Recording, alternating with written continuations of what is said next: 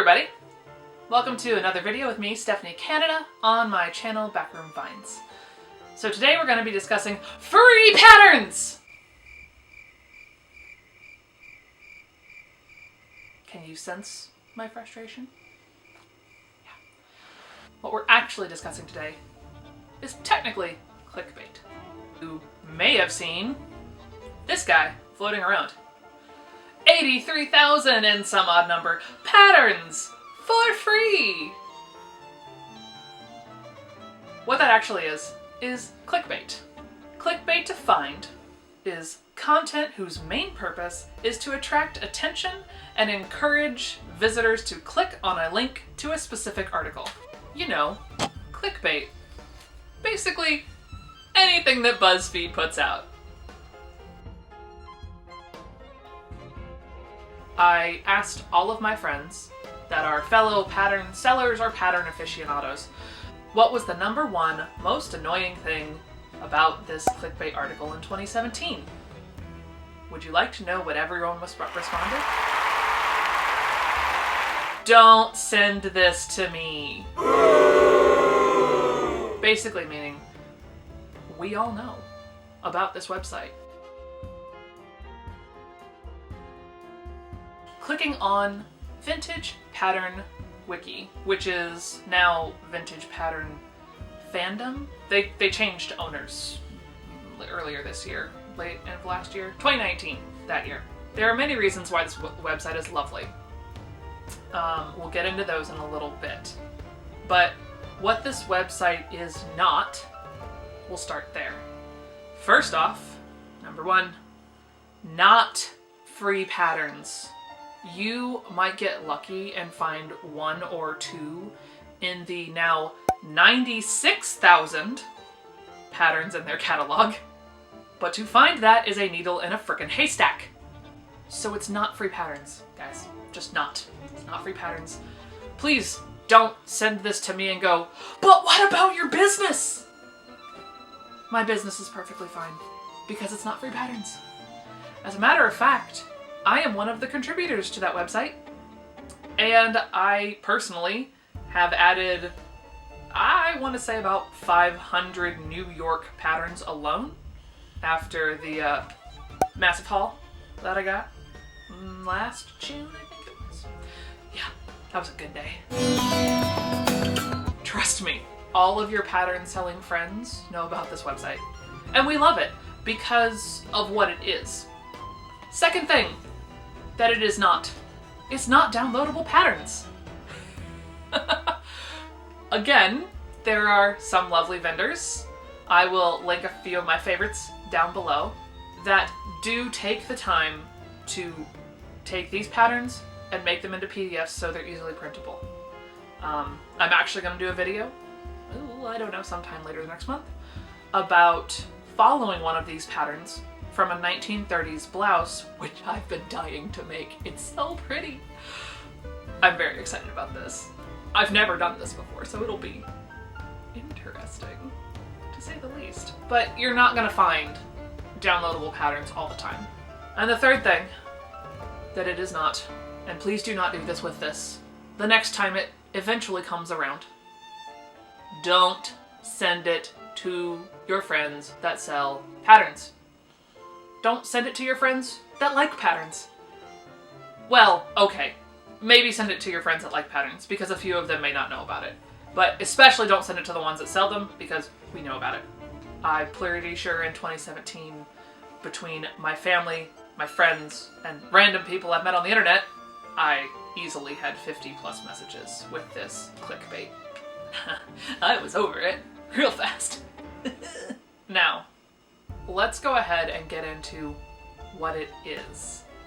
Number one, it is a fantastic resource for research. If you're looking for a specific era, if you're looking for specific designs, if you're looking for a certain kind of cover art. So it is really fantastic to use as a resource to research.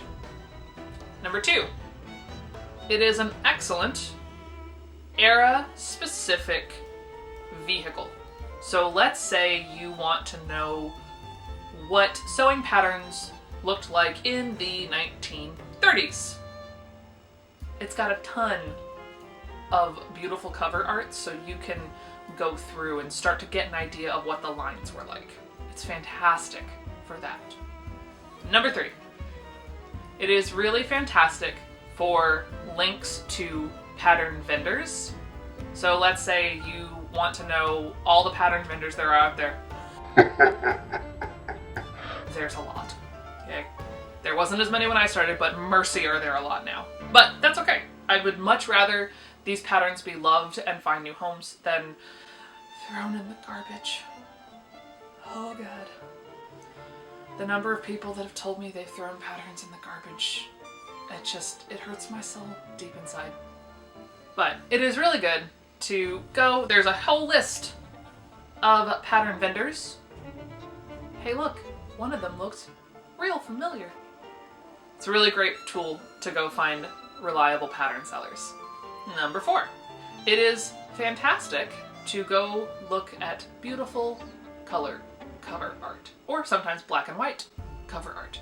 If you just would like to fall down the rabbit hole of all the gorgeous 1930s gowns that you can just gaze at the front covers of, that's a really great place to do that. It might take some time to find the more like stunning ones, but oh trust me, they're out there and it's worth your time to go find them because yeah, they're good. And number 5, it is fantastic as a resource to buy patterns. Yes, you heard it right. I said B-U-Y, buy. Because what this has is a separate link down below where it says sources and vendors. Your girl right here is one of those. You can, as a vendor, go in, edit the page, and link your pattern to the photo of the one that you have. So let's say you're looking for McCall's 9557. And I, as Backroom Finds, happen to have it. And in this case, a bust 40. Can you tell this is one of my personal patterns? Yeah. I, as the vendor, will make a link to it. I will create it on my website, whole pretty page of it, and then I will go get my clickable link, I will go into the wiki page, edit, and pop my link right down below where it would say Vacuum Finds Bust 40, or sometimes I just put the website, which is a lot of times what I do. So it's www.backroomfinds.com.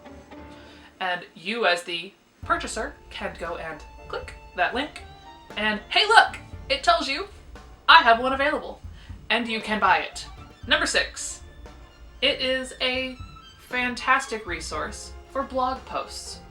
So let's say you have a pattern that you personally have made and you wrote a whole blog or you did a YouTube video on it and you would like other folks to know how that pattern fits, looks when it's done, the problems you had. It's got a link for that too. And in there, you can take, again, write your blog post, grab your clickable link, go in, edit the page, and add it in there.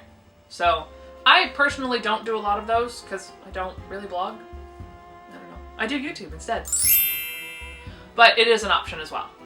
And number 7, it is a great place to go and make a wish list. Down at the very bottom, it has just, it literally says wish list down at the bottom. And you can go in, again, and edit the page. You have to make a profile for this so you can link your private email and people can send you messages without actually knowing your email. As sellers find them, because whenever I add a pattern, I definitely scroll down to that wish list section to see if anybody is looking for it. And you can be specific about what size you're looking for, or if size doesn't matter, but you can actually add yourself to the wish list so that should someone find one, they can just email you directly. Huzzah! I just wanted to sort of clear up a lot of misconceptions about this guy. I am in no way sponsored to do this video. I'm tired of seeing the clickbait and having people send it to me.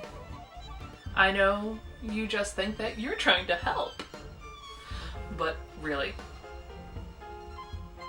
Alright folks, if you liked that video, go ahead and click that like button, and if you want to see more videos like this, click that subscribe button, and you can turn on that little bell for post notifications.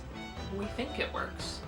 Anyway, I want to thank y'all so much for watching this video, and we'll see y'all next time. Bye!